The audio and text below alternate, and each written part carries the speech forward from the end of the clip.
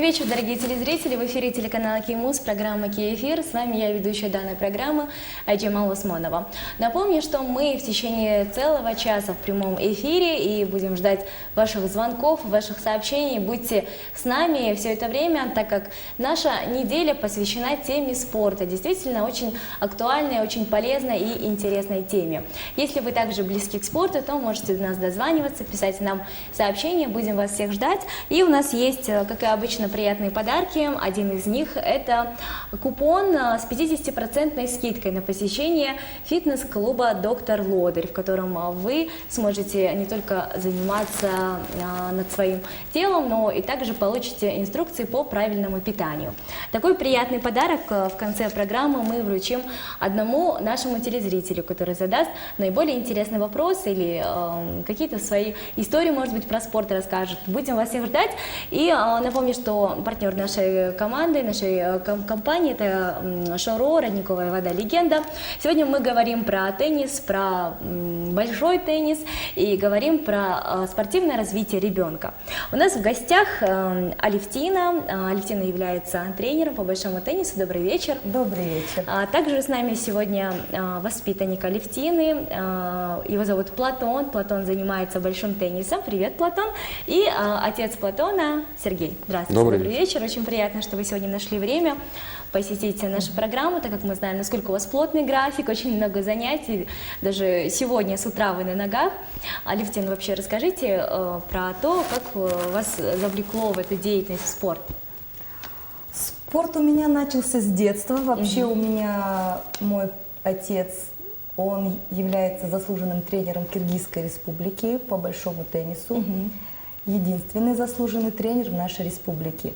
Поэтому вот с папы как-то все и началось. Папа привел меня в большой спорт, папа дал мне какой-то старт в эту жизнь, и в дальнейшем мне просто захотелось пойти по его стопам. Ну, как мы понимаем, это как раз-таки ваша ситуация подвязана к нашей сегодняшней теме. Это именно развитие такого спортивного начала с детства, можно сказать. Да. Сергей, вот расскажите, пожалуйста, вашему сыну сейчас всего лишь 9 лет. И, как мы полагаем, он уже несколько лет занимается спортом. Как вам пришла такая идея в голову отдать Платона на теннис именно большой? У меня и старший занимается теннисом, Максим, вот, сколько, 6 лет. И когда вопрос стал, что Платону тоже надо будет чем-то заниматься перед школой, не просто ходить по улице, то решили. Но ему и самому понравилось. Платон, расскажи нам, пожалуйста, как тебе вообще вот эта вот вся игра, отношусь теннис? к большому теннису. Да, вообще нравится ли тебе этот Да, спорт? он мне очень нравится. Такой увлекательный Столько видов спорт. спорта других, я уверена, что ты во дворе в футбол играешь, может быть, в пионербол, баскетбол, много игр. Почему именно ты для себя выбрал большой теннис? Ну, мне он сам понравился. Мне сначала понравилось им заниматься, и все. Я решил заниматься надо теннисом. А есть ли у тебя кумиры вот, из звезд спорта? Ну да, На кого ты хочешь быть похожим? на Джоковича. На Джоковича. Я думаю, этот человек является кумиром ни одного ребенка, наверное.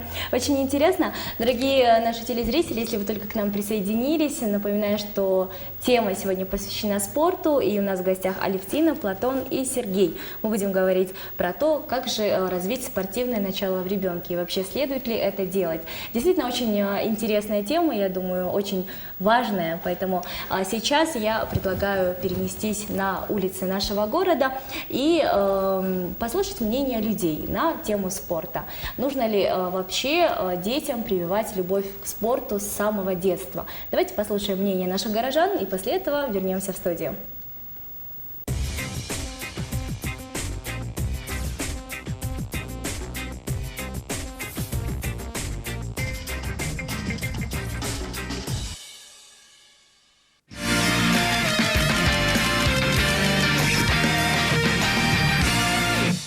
Надо приложить усилия, заинтересовать. Вместе с ним надо заниматься спортом, да. Больше, только вот этот, больше ничего не надо. Ну, это, во-первых, с детства надо правильное воспитание давать, чтобы с садика, вот, считай, надо вот, физическое воспитание, вот, вплоть, начиная от садика воспитывать. Воспитательная тема должна быть. И обязательно общеобразовательные учреждениях обязательно физическую культуру нужно больше внимания уделять. Я считаю, что вообще личным примером. Вот как в семье заведено у детей, как вот мама, папа, бабушка, дедушка относятся к спорту, занимаются ли они физическими упражнениями, может быть, пробежки по утрам делают, закаливание. Но все начинается с семьи, я считаю.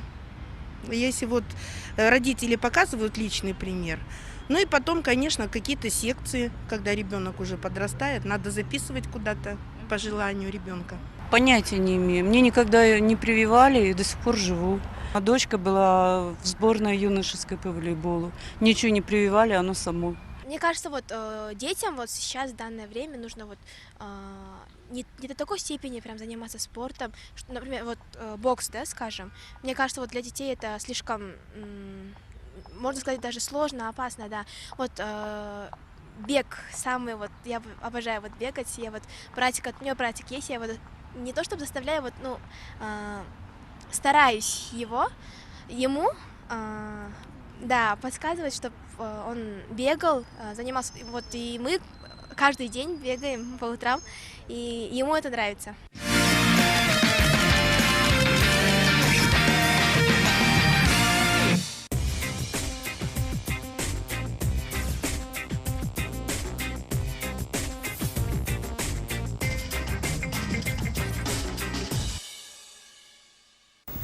Уважаемые телезрители, как говорится, в здоровом теле здоровый дух, поэтому неделя спорта у нас начинается с очень интересной темы, весьма полезной для вас. Если вы занимались когда-то большим теннисом или, может быть, хотите постичь этот спорт, весьма интересный, полезный, то сегодняшний наш эфир будет нужен и необходим вам. 97 50 05 наш номер, также мы доступны в WhatsApp 0706 97 50 05.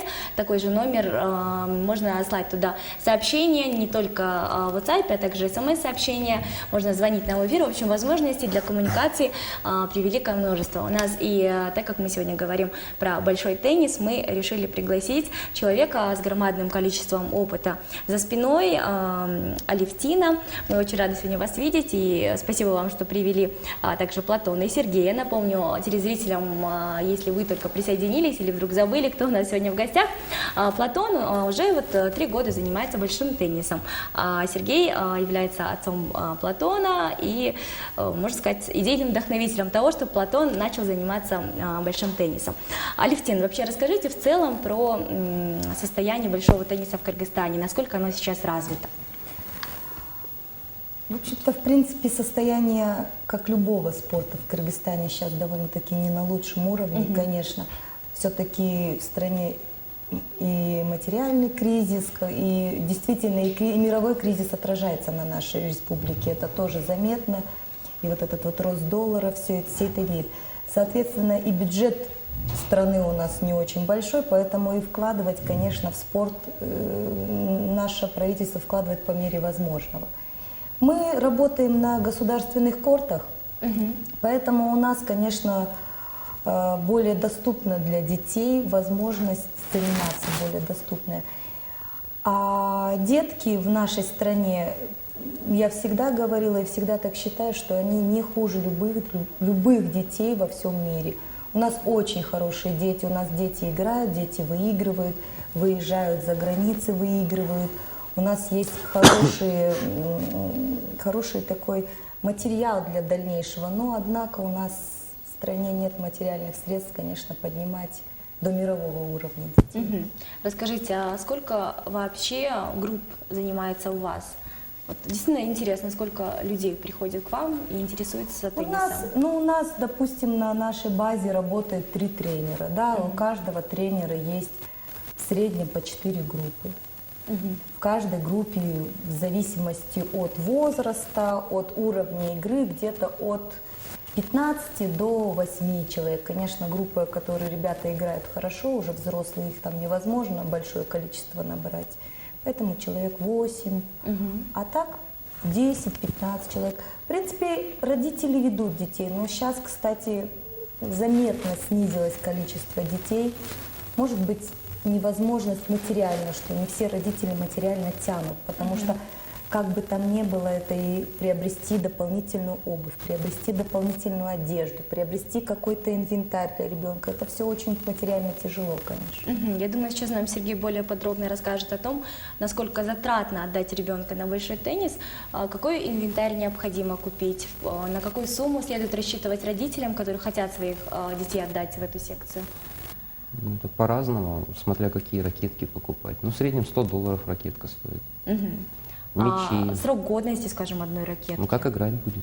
Платон, например, играет вот 3 года одной и той же ракеткой, но он заботится о ней, детские не кидает.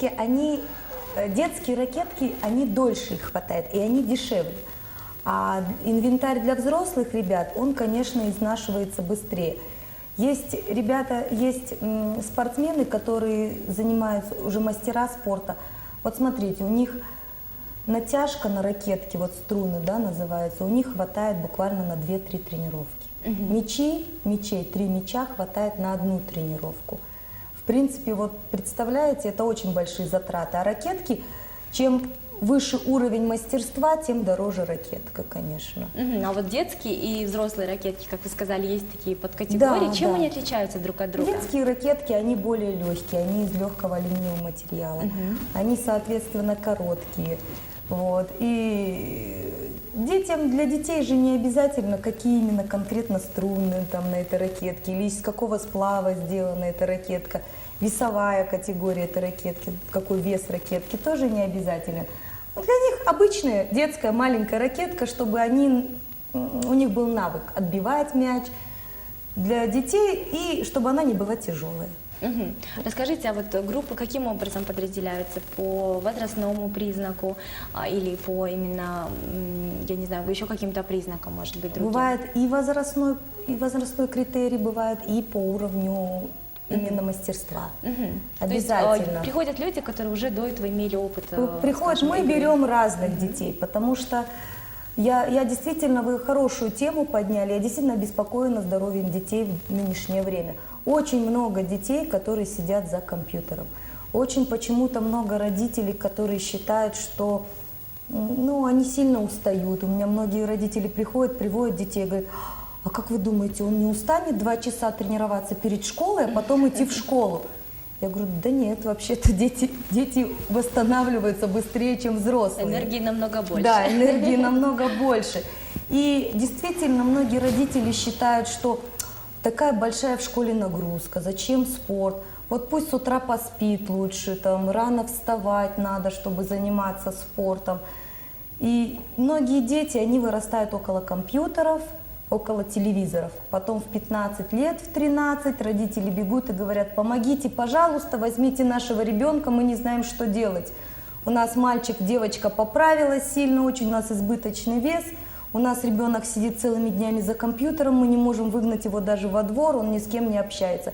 Помогите, возьмите его вот хоть куда-нибудь. Вот у нас рядом с домом теннисный корт, вот, пожалуйста.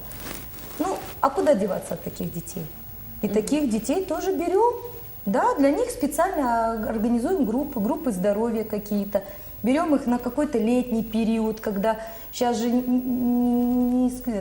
все знают, что дети загружены, да, вот родители помимо школы дают какие-то дополнительные занятия.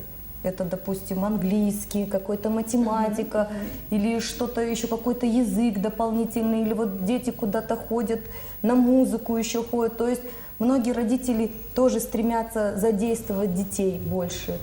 Поэтому, соответственно, конечно, мы берем на какой-то короткий даже период, чтобы детям привить любовь к спорту, чтобы как-то их заставить двигаться, что ли, растормошить, наверное, вот так вот. Ну, действительно, очень полезные советы. Я думаю, сейчас кто-то, сидя у телевизора, уже который час задумался, может, все-таки стоит подняться и записаться на какую-то секцию. И, кстати, не только дети. Взрослые ведь тоже к вам приходят? Бывает. Ой, у меня с утра ходит группа пенсионеров, я их называю, вы знаете, самому старшему 72 года. Они каждое утро приходят, да, три взрослых мужчины, Я их называю «убегаем от инфаркта». Каждое утро они в любую погоду, зимой, летом, в дождь, осенью, в снег, они приходят, занимаются теннисом. Вот фанаты нашего спорта. На них, вы знаете, очень интересно, вот на них дети смотрят, и они действительно, знаете, вот когда начинают что-нибудь дети халтурить, ой, я не могу бежать, еще что-нибудь, я говорю, вы посмотрите, 72 года, 60 лет, дедушки бегают, и еще как бегают, еще фору любому ребенку дадут. И вот они как-то начинают, дети, собираться, конечно. Одним словом, яркий пример для Да, подражания. да. Платон, расскажи нам, пожалуйста, как проходят вообще ваши занятия? Ну, так, хорошо. А с чего начинается? Может, какая-то зарядка специальная? Ну, Как-то сначала мы готовитесь? делаем разминку, бегаем вокруг кортов. А потом мы делаем, это такая разминка, упражнение такое бегать. А потом мы делаем разминку, типа зарядки. А вот после тренировок, насколько сильно ты устаешь? Оказывается, многие дети, вернее, их родители боятся, что они устанут после тренировок, и сил Ну, у них я не устаю, будет это учиться. я очень сильно устаю иногда, но точно устаю. А на учебу остаются силы у тебя? Нет, я на учебу хожу с утра, И после на тренировку? а после на тренировку. А вот мы до этого поговорили о том, что многие дети сейчас тратят все свое время на игры на компьютерах. Скажи, да. пожалуйста, у тебя есть такое увлечение? Ну, немного есть. Уже совсем свободное время и от учебы, и от спорта наверняка, да? Да. Ну, ты у нас большой молодец. Я напомню, уважаемые телезрители, что номер прямого эфира общедоступен 97 50 05 с кодом 0312, а также номер нашего WhatsApp 0706 97 50 05. Оставляйте свои мнения на тему спорта, и у нас есть приятный презент, как и обычно, это подарок от фитнес-центра под названием «Доктор Лодырь». Он предоставляет скидку 50% на месячное посещение данного центра, а также на консультацию о здоровом питании от специалиста. Дозванивайте до нас, будем вас всех ждать. Мы в скором времени вновь будем на ваших экранах. А сейчас я предлагаю прерваться на нашу рубрику «Кей-фото», после которой мы вновь будем говорить на тему спорта.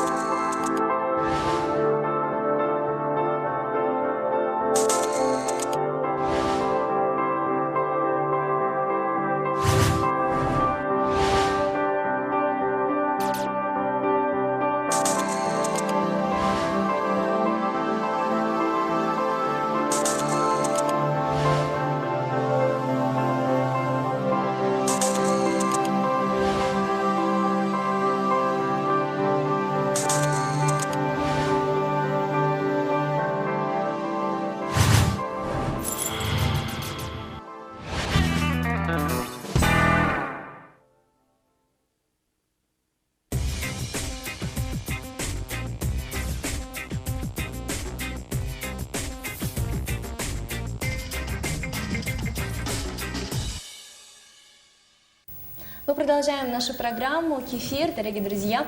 И сегодня наша тема, наш эфир посвящен спорту. Он действительно очень важно, я думаю, следить не только за образом своей жизни, также за своим питанием, за своими увлечениями. И главное сделать так, чтобы они были здоровыми. Не только у вас, но также у ваших близких, друзей и, самое главное, детей. Мы говорим про спортивное развитие детей. И до этого обговорили уже многие важные проблемы, которые существуют сейчас в современном обществе, их способы решения.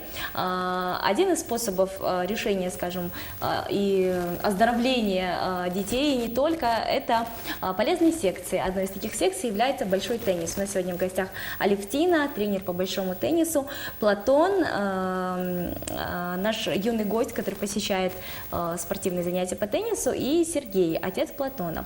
Сергей, сейчас хочется задать вопрос вам о том, как же все-таки вы сохраняете дисциплину в вашей семье, как вы заставляете ваших детей, или, может быть, вам не приходится заставлять их посещать спортивные занятия? Знаете, было, с Максимом было 3 года назад. С вашим старшим сыном? Да. В конце учебного года он сказал, что больше не буду ходить на теннис, я устал. Ну, я просто поинтересовался, в чем проблема.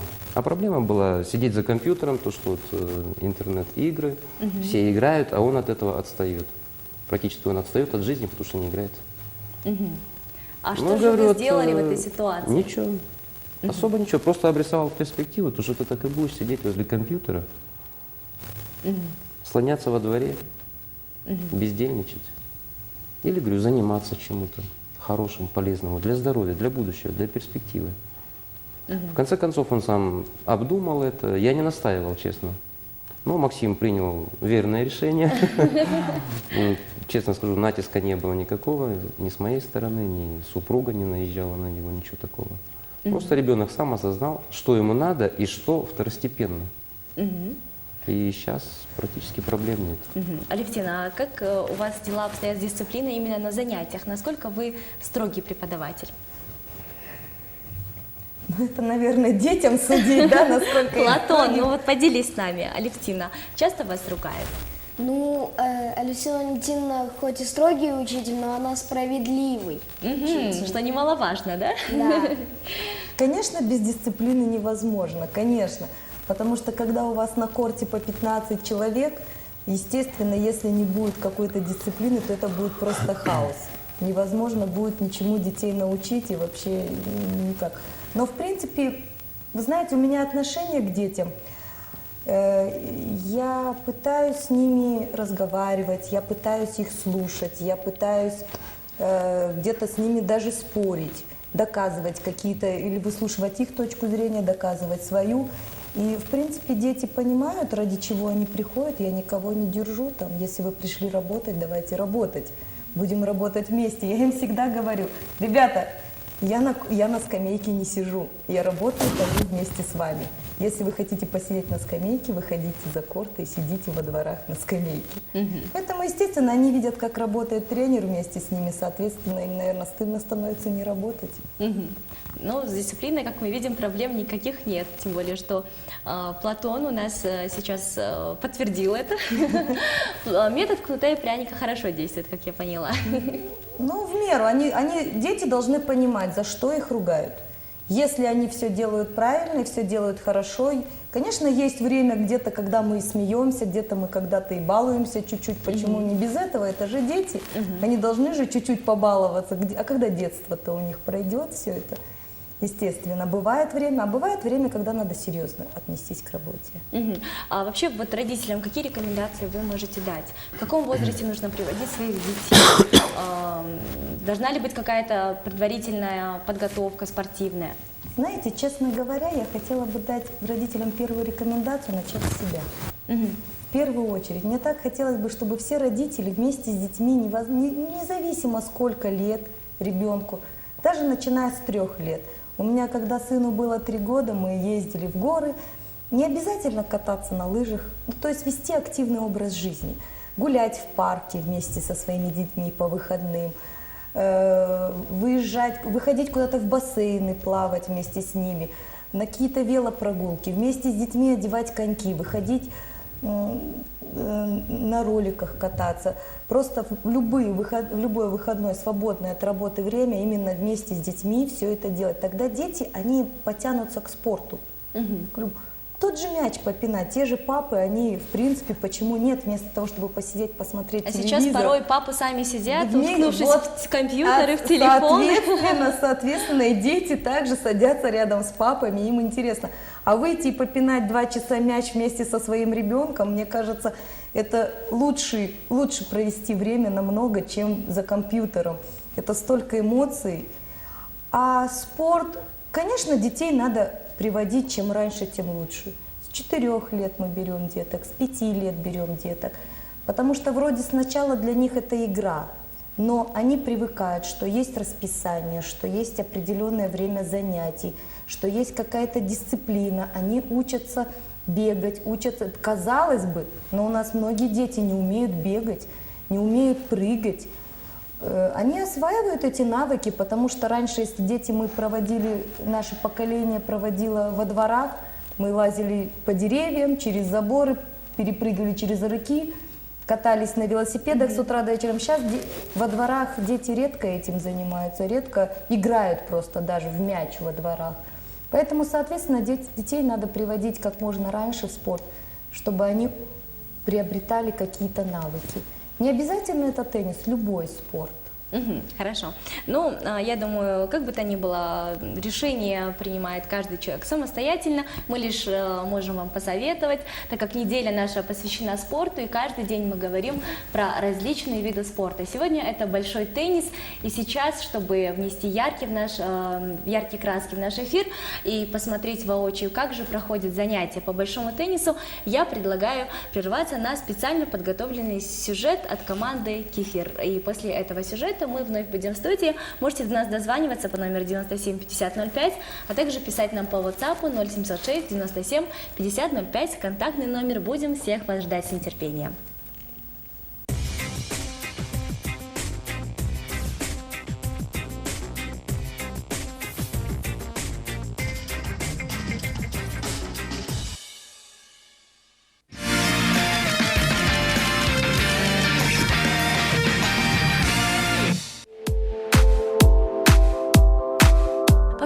Насчитывается несметное количество людей, неравнодушных к теннису. Ведь это не просто интересное увлечение, но и интеллектуальная игра, развивающая ловкость, координацию и тактическое мышление. Заниматься теннисом, как и любым видом спорта, советуется с детства, ведь именно в раннем возрасте легче всего осваивать любое ремесло.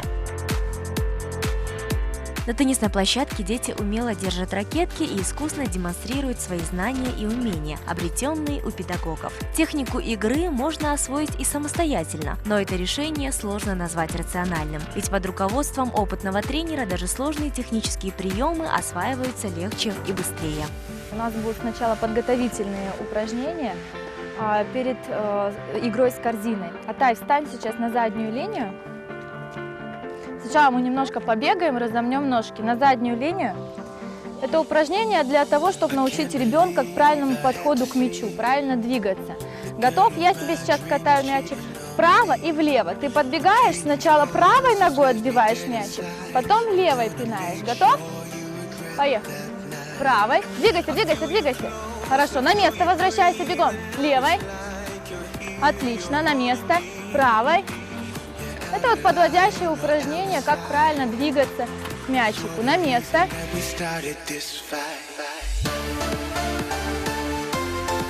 Теперь еще одно подводящее упражнение, перед тем, как делать удар справа-слева, называется хоккей. Готов? Сейчас я катаю также мячики, только ты теперь подбегаешь, останавливаешь мячик и отбиваешь его ракеткой справа и слева по полу. Готов? Давай, катай мячик с замахом. Остановил мячик, сделал замах, катнул. Молодец, на место. Слева двумя руками остановил мячик.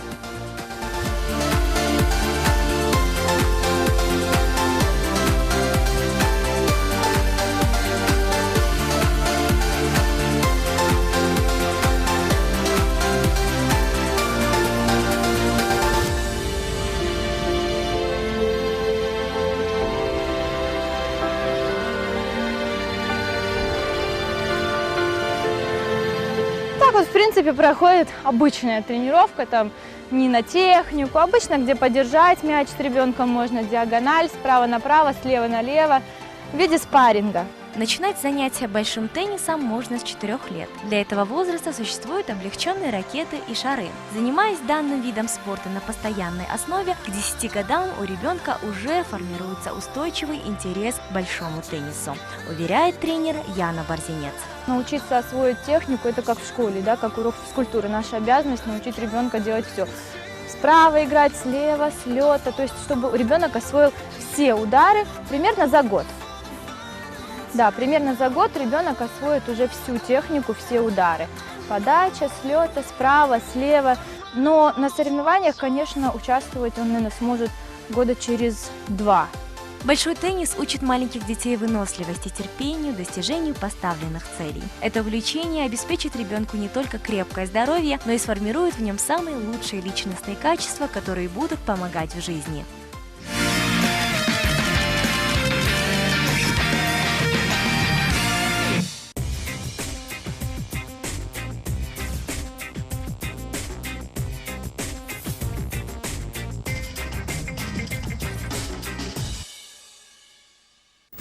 И вновь мы вместе с вами, мы перенеслись с теннисного корта к нам в уютную студию.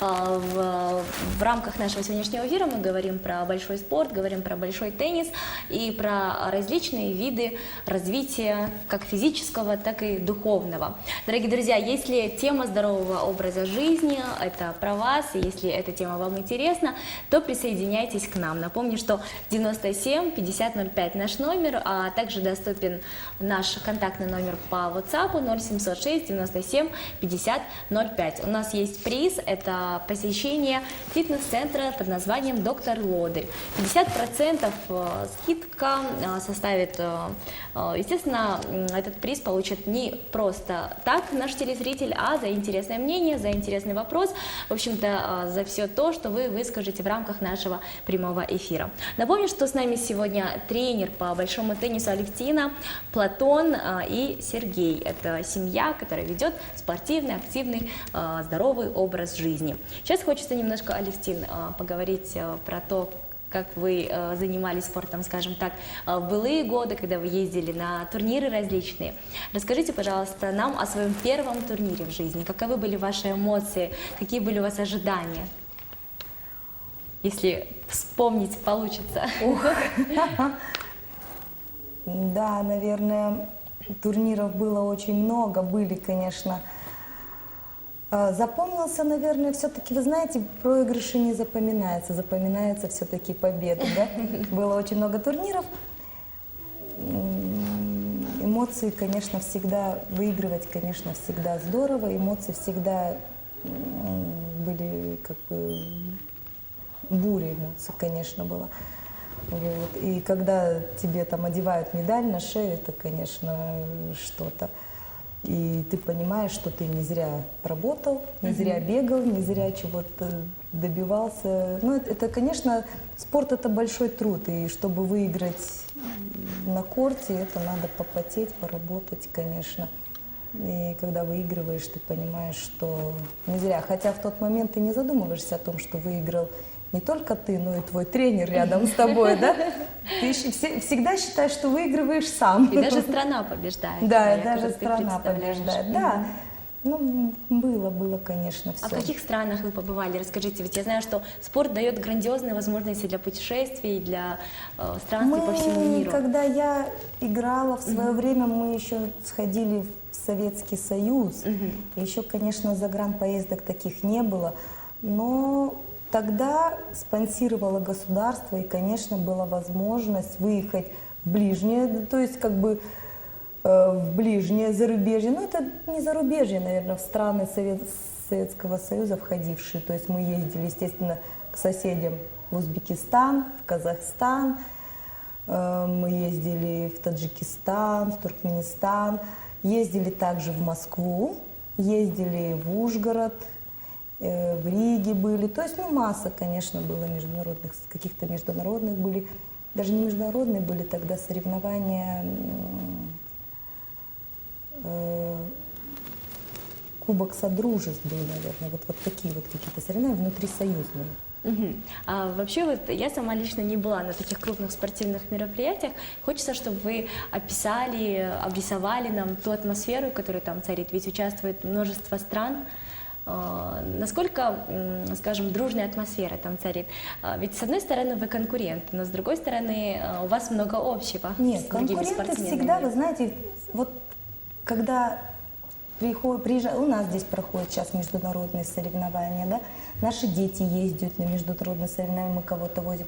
Вы знаете, дети приезжают, конкуренция остается на корте. За кортом они общаются, они делятся эмоциями, делятся какими-то впечатлениями. Они рассказывают о своих странах, о своих любимых фильмах, мультфильмах каких-то, о своих книгах. Они рассказывают о своих тренировках. Конечно, дети, которые живут спортом, это другие дети. Они живут этим спортом, действительно, у них какие-то свои кумиры. Естественно, они делятся, кто видел где-то своего кумира, кто где-то брал у него автограф. Вот. Естественно, дети общаются, они ездят от турнира к турниру, много встречаются.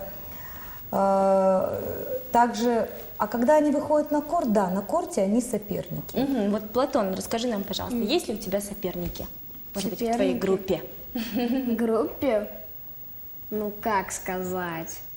Вот в сейчасшней группе у меня есть только один соперник, это Мила, и все.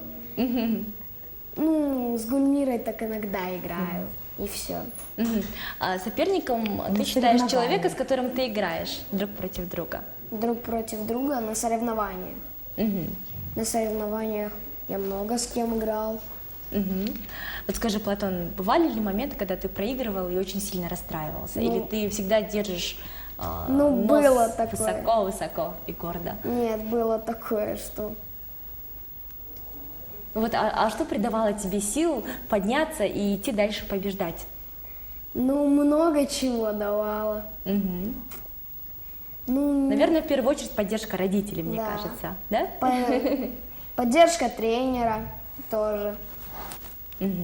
Ну, здорово. У тебя всего лишь 9 лет, и ты уже успел победить и проиграть, но я думаю, впереди будут только лишь победы. Есть такое мнение расхожее, что спорт лечит, кто-то говорит, что спорт калечит. Сергей, хочу задать вопрос вам. Как считаете вы? Смотря как подходить, с дуру можно все что угодно сделать, но если с умом... Ну, вот, расскажите нам, как вот это вот с умом заниматься спортом, так, чтобы не покалечить себя, чтобы ваши дети не покалечились? А вот тут много зависит также, что вы там не говорили, от тренера. Потому что тренер знает больше, как дети тренируются и на что они способны. Это родителям кажется, что вот мой ребенок самый-самый вот такой перспективный. Но когда выслушаешь тренера и ее мнение о том, какие недостатки или что-то, где-то плюсы есть, где-то минусы, как у любого ребенка. Просто потом уже начинаешь говорить со своими детьми, на что ему надо внимание обратить. Расскажите вот о, скажем, своих первых впечатлениях, эмоциях после того, как ваших детей, скажем, может, поругали в какой-то степени, ну, по объективным причинам во время занятий спорта. Ведь дети, они очень ранимые, они очень колко воспринимают любую критику. В такие моменты вмешиваетесь ли вы в, скажем, воспитательную работу, или вы поручаете все это дело тренеру? Как родителям дайте напутствие. Процесс, то, что касается на корте и подготовки ребенка, всецело я полагаюсь на нашего тренера. Доверяю. Потому что уже не первый год, и надо сказать, что вижу результаты по своим детям. Проблем нет. Они более дисциплинированы, и в школе успевают, и также успевают и на компьютере поиграть, и книги читают. Время остается для всего. То есть время остается для всего, но его надо тоже регламентировать для детей.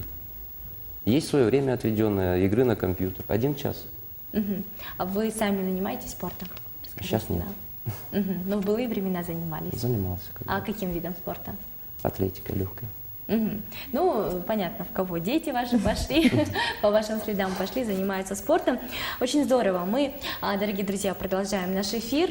Остаются считанные минуты до конца нашей программы. И в скором времени мы уже подведем итоги. Пока что звонков и сообщений не было, но сейчас нам пришло сообщение в WhatsApp и пишет нам телезритель. Зовут его Улан. Он задает нам вопрос следующий. Расскажите, пожалуйста, Алевтина, вот мне 23 года. Не поздно ли мне прийти к вам и записаться на курсы? Очень-очень хочется. Вы меня вдохновили. Нет, конечно. Я всегда говорю, спорт, теннис в любом возрасте. И если есть желание, то с удовольствием приходите, не обязательно на наши корты, которые ближе к вашему дому или ближе к вашей работе, к учебе.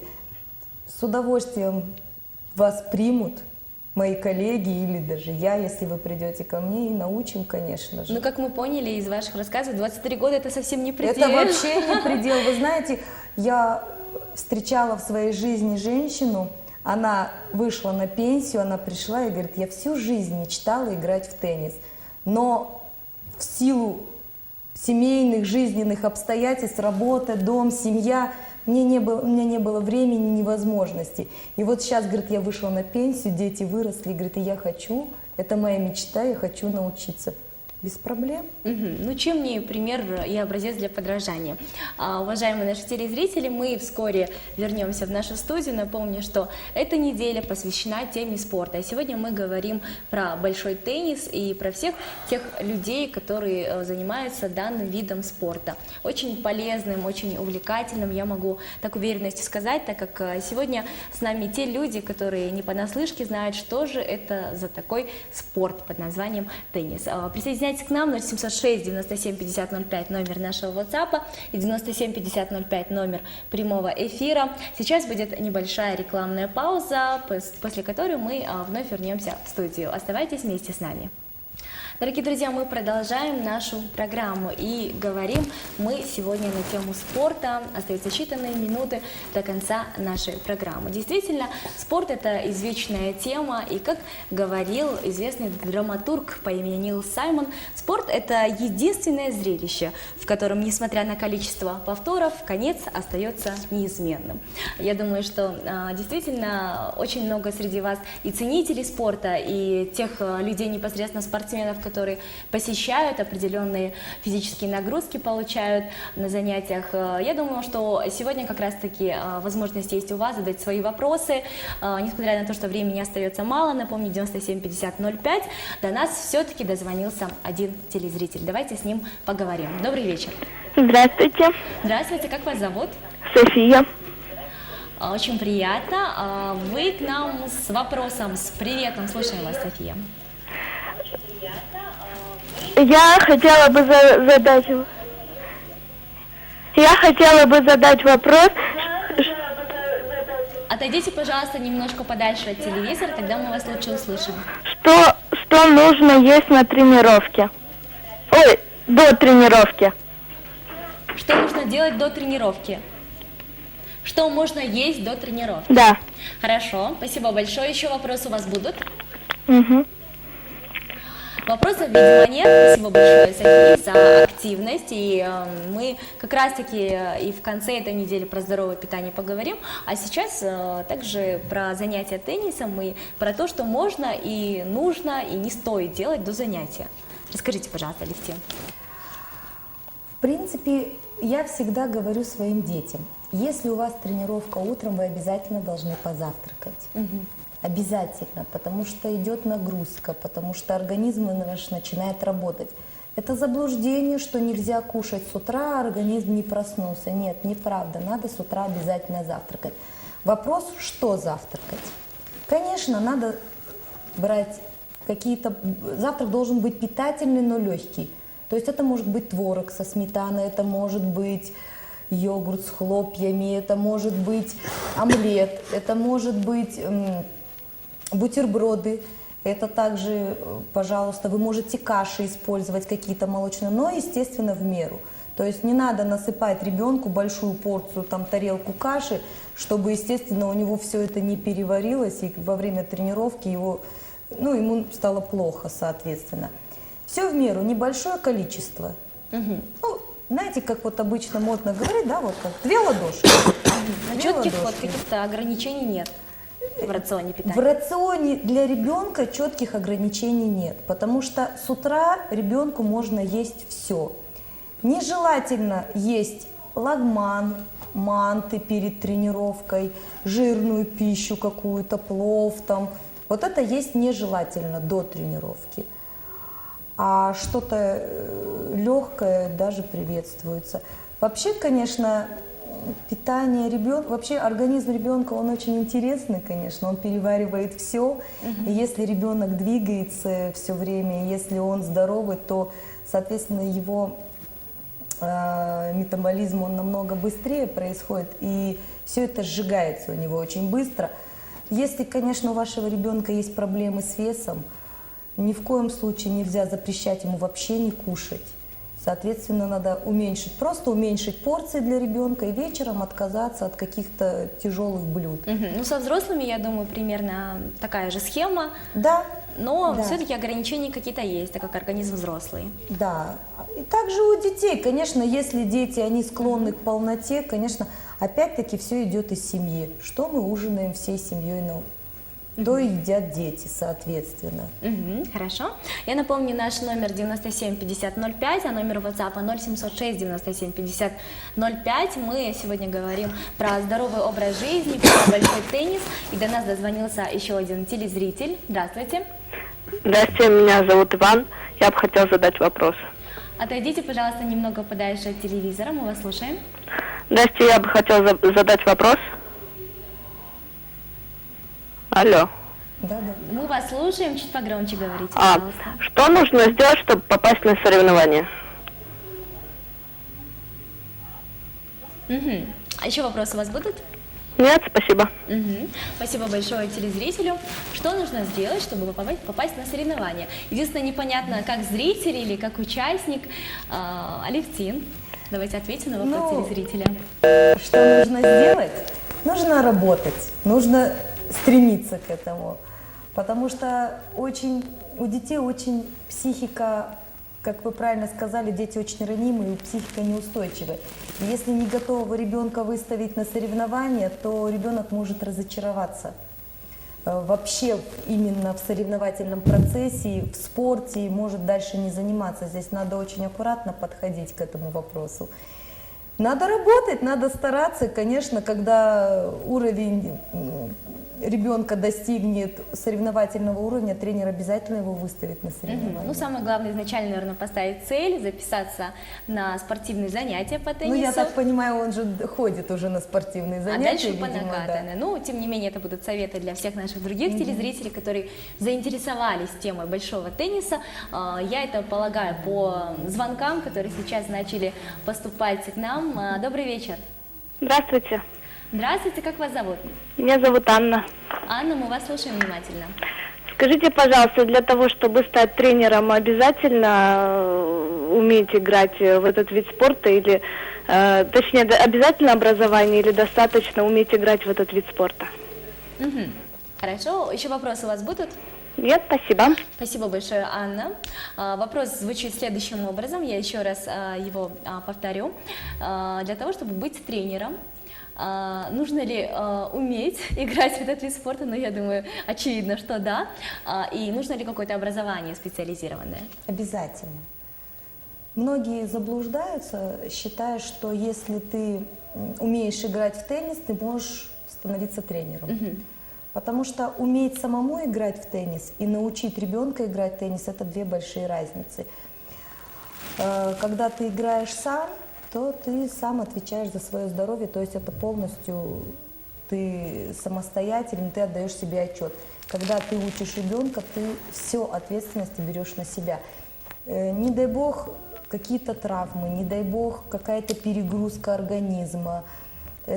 Здесь надо следить очень действительно сильно за ребенком, за его состоянием, не только физическим, но и психологическим, насколько он готов в данный момент выполнить ту нагрузку, которую ты дашь, психологически готов. Поэтому хорошо. я считаю, образование обязательно необходимо, чтобы быть любым тренером. То есть вы сами получали педагогическое образование? Да, я заканчивала наш физкультурный институт. Ну, здорово. Возможно, и среди наших зрителей вскоре появятся те люди, которые будут не только заниматься спортом, но и обучать детей. Я думаю, все у вас впереди, было бы желание, как говорится. 97 50 05 наш номер, 0706 97 50 05 номер WhatsApp. И до нас дозвонился еще один телезритель. Добрый вечер. Здравствуйте. Здравствуйте, как вас зовут? Меня зовут Елена. Елена, мы вас слушаем. Какой у вас будет вопрос? Меня интересует вопрос, до какого возраста можно заниматься спортом? Не вредны ли нагрузки для более старшего поколения?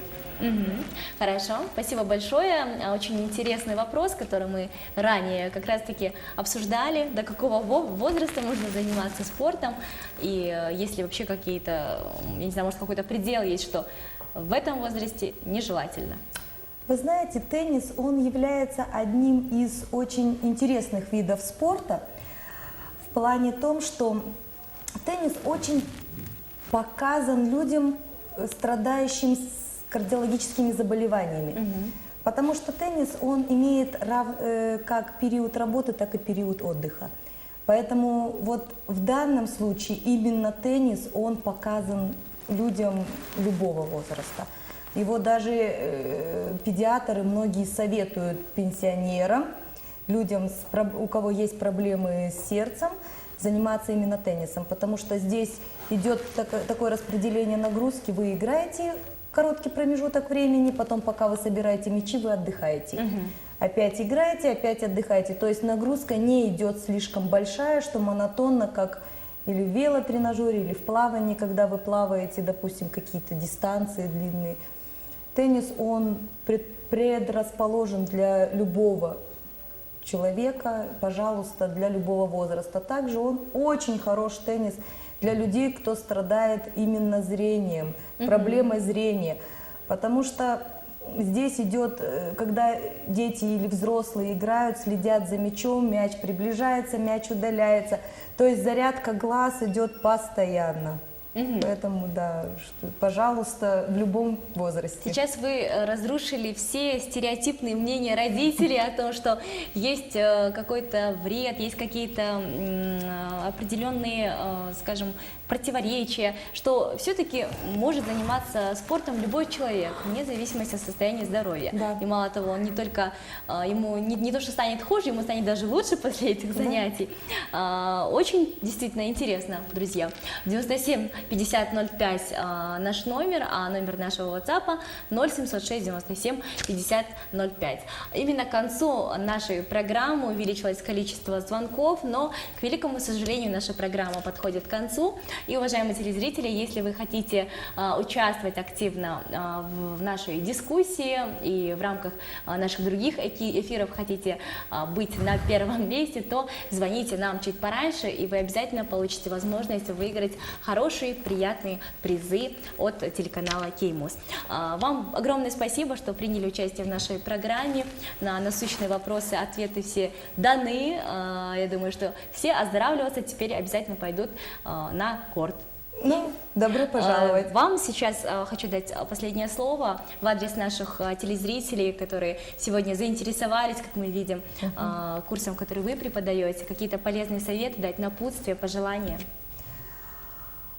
Мне хотелось бы всем пожелать, тем, кто занимается спортом, побед, личных